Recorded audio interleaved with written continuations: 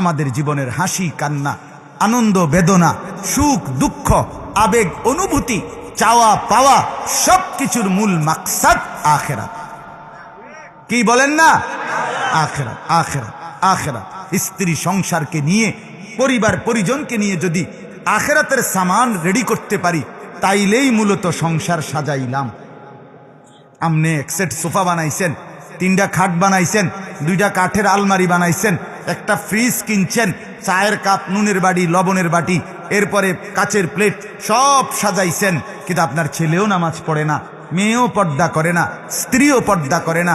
আপনার ঘরে প্রতিদিন রঙিন টেলিভিশন চলে, ফজরের নামাজ কেউ পড়ে না, আল্লাহর কোরআন দেখে দেখেও কেউ পড়তে জানে না। আপনি সংসার সাজান নাই, আপনি ব্যর্থ ব্যর্থ ব্যর্থ, আপনি ফালতু মিয়া, ফালতু মিয়া, আপনি মিয়া আকামে জীবনটা শেষ করছেন হুদা।